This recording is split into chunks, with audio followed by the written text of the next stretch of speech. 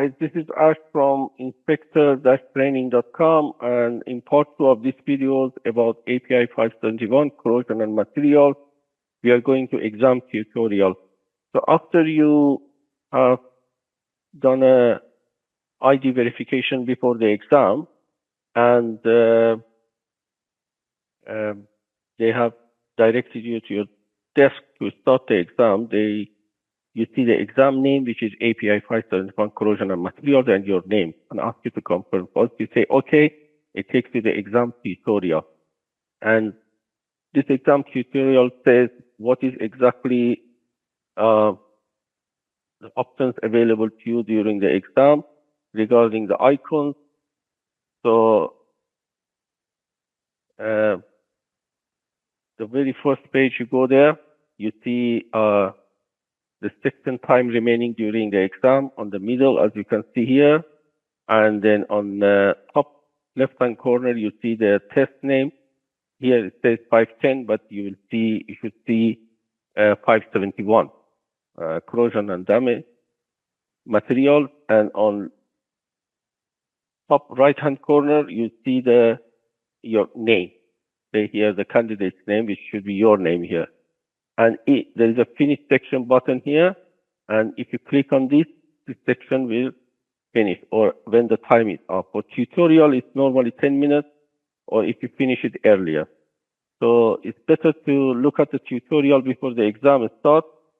So you have less stress during that, so you know what it is about, and you can focus on the actual exam rather than, see how the buttons work. There are 3 language options available in addition to the English as prime language. So if you opt for Chinese, Korean, or Spanish, you should be able to see in those languages as well. I haven't opted for this, so I don't know how that really works. So we talk about section time remaining. Be careful. You got 1.5 minutes per question. That's 40 questions per hour. That's the pace you should keep, and minimum in order to attempt all the answers and before the time is up. The minute the time is up, the exam is concluded, and you cannot do anything else, and your results will be out, your preliminary results. And so please, if you want to drink some water or you want to go toilet, do that before you start the exam, because the time is coming off you. You cannot pause the exam. The clock is ticking until it turns 0 and the exam is concluded. It's finished, regardless whether you answered all the questions or not. So do a proper time management during the exam. The mouse has a cursor, and then you can see the cursor like any other cursor. And on the left-hand column, you can see the question. You can jump from question to question. And if a page requires scrolling, it tells you here. And it tells that this page, so you need to scroll to see the whole, if it's a long question with answers, possible answers. There's a calculator. I don't think you need that, but there's this icon for calculator if you want to calculate something. And there would be a nice scientific calculator, something like this. Okay. Now, navigating through the exam, if there is an arrow on the question number, that means, and it's green, that means that's where you are at that question. So now we are at question 26. Question 27 turns black, so that means it has been answered. Right or wrong, it's still answered. And 28 has not been answered. It's a green box. And question 29 is being flagged off.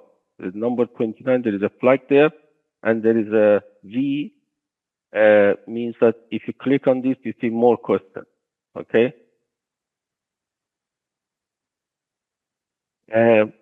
If you click an answer, that answer turns green. Here in this case, answer C. has turned yellowish and the others are white. So that means that answer you have selected. If you want to deselect, again, click on that and click on the other answer that you chose.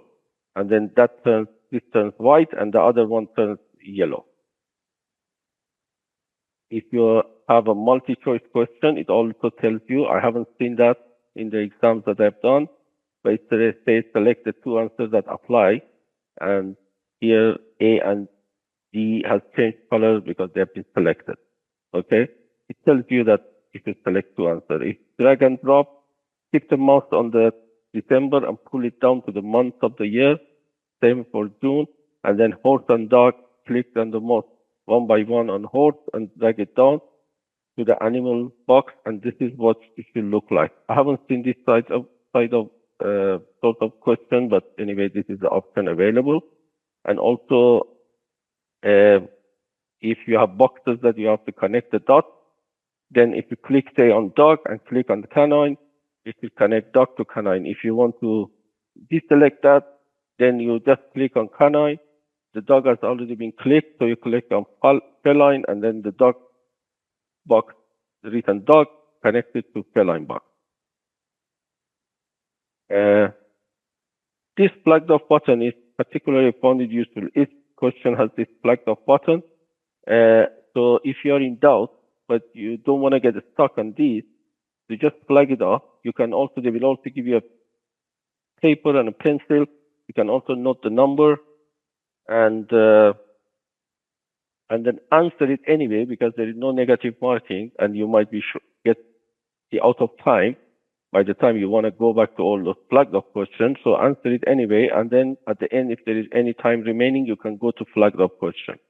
Highlighting, if you put the cursor on a word and keep dragging it while keep pressing the cursor, the mouse, then it will turn it yellow. So if you want to concentrate on some part of the question, I don't know how useful is that. And this is striking out. I find it actually useful. If you have 4 answers and you don't know which one is correct, but you know definitely you work by reason of deduction and you say, okay, this A and C is definitely wrong, then you can put the mouse there, the cursor, and right click, that would strike it out. So that would help you concentrate on 2 possible best answers that you can choose from.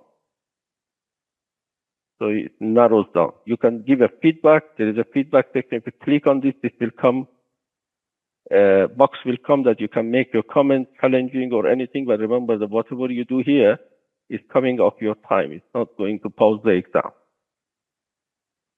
And then the last one is the section review with this icon.